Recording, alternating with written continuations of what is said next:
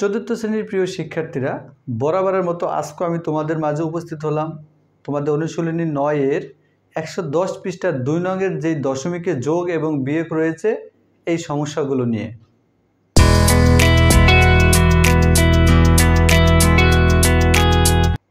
Hello viewers, তোমাদের 110 পৃষ্ঠার অনুশীলনী 9-এর 110 পৃষ্ঠার 2 নংয়ে যে সমস্যাগুলো ছিল এই সমস্যাগুলো হলো যোগ এবং বিয়োগ করো। এগুলো হচ্ছে দশমিকের যোগ এবং বিয়োগ। এই দশমিকের যোগ এবং বিয়োগগুলো বুঝলে খুব সহজ, না বুঝলে খুব কঠিন। তাই আমি আশা করছি তোমরা যদি প্রথম থেকে শেষ পর্যন্ত আমার ভিডিওটির সাথে থাকো, সারা জীবনে আর কখনো ভুল হবে না। 1 নম্বর যে অঙ্কটি ছিল 0.6 যোগ 0.4, এই অঙ্কগুলো কিন্তু পাশাপাশি দেওয়া আছে। তো আমরা যখন অঙ্কগুলো করব তখন অন্য জায়গায় উপরে নিচে যোগগুলো বা বিয়োগগুলো করব। আমরা এভাবে রেখে পাশাপাশি করতে যাব না, তাহলে আমাদের ভুল হওয়ার সম্ভাবনা থাকবে। তাহলে প্রথমে যে 1 নম্বর অঙ্কটা ছিল, আমি যদি অঙ্কটা তুলি 0.6 যোগ 0.4।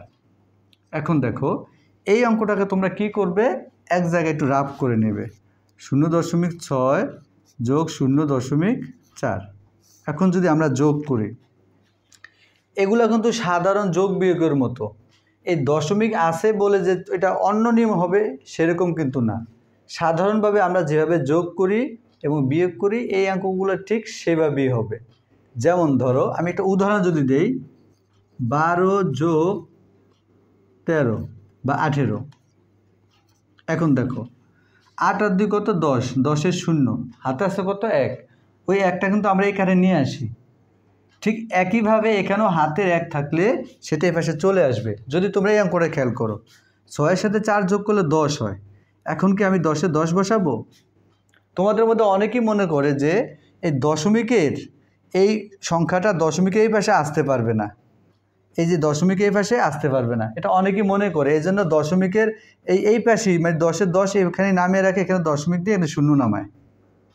তারা মনে করে যে এখানে যে দশমিকের ডান পাশে যে অঙ্কগুলো যোগ করছে এটা দশমিকের বাম পাশে আসতে পারবে না।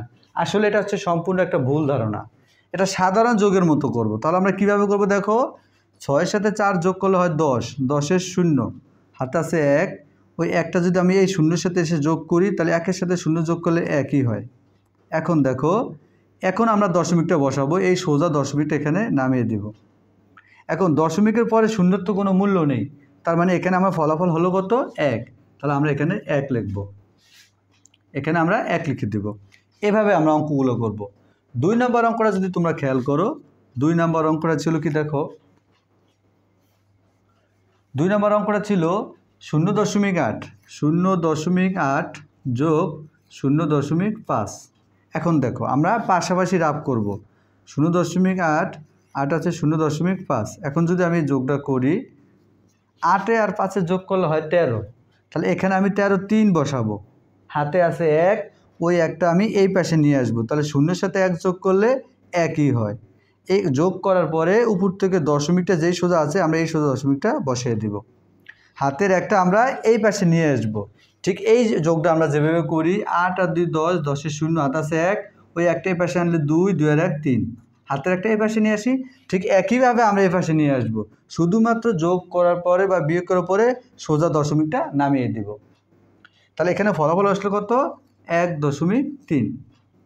এরপর যদি আমরা 3 নম্বর অঙ্কটা খেয়াল করি, 3 নম্বর অঙ্কটা দেখো, 3 নম্বর অঙ্কটা ছিল 0.7 বিয়োগ, এটা কিন্তু বিয়োগের অঙ্ক, 0.4।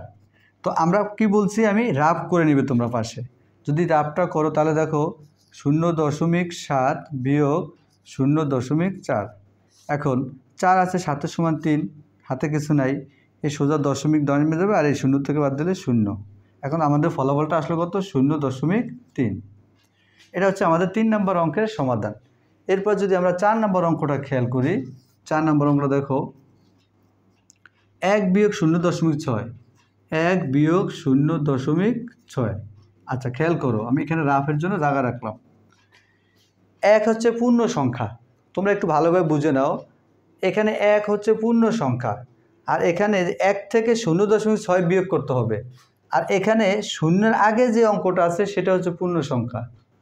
এই অঙ্কগুলোতে তোমরা বেশিরভাগই ভুল করো, একটু ভালো করে খেয়াল করে নাও। এই 1 থেকে আমি বিয়োগ করব 0.6, তাহলে আমরা নিচে নিচে সাজালে কিভাবে সাজাবো? এখন আমি 1-এর নিচে কি 0 বসাবো নাকি 6 বসাবো? এটা একটু খেয়াল করো। এটা তো পাশাপাশি আছে, যখন এটা উপরে নিচে সাজাইবা তখন কিন্তু সঠিকভাবে যদি না সাজাতে পারো তাহলে ফলাফলটা হবে না। দেখো আমি বলছি কি, এখানে 1 কিন্তু পূর্ণ সংখ্যা, আর এখানে এই যে 1 থেকে যে 0.6 বিয়োগ করব, এখানে দশমিকের আগেটা হচ্ছে পূর্ণ সংখ্যা, তাহলে পূর্ণ সংখ্যা নিচে পূর্ণ সংখ্যা বসাতে হবে, এটা খেয়াল রাখবে। তার মানে এখানে 0 আর এখানে 6 হবে। এটা একটু বুঝতে পারছি এবার সবাই তোমরা? এবার যদি তোমরা খেয়াল করো, বিয়োগটা যে আমি করব, এই 6টা কোন জায়গায় কিসের থেকে বিয়োগ করব? এই 6-এর উপরে তো কোনো অঙ্ক নাই, তাহলে আমি 6টা কী থেকে বিয়োগ করব? এক্ষেত্রে তোমরা এখানে মনে মনে একটা শূন্য ধরতে পারো, অথবা এখানে একটা দশমিক দিয়ে এখানে একটা শূন্য নিয়ে নিতে পারো। এটা নিতেই হবে, না নিলে হবে না।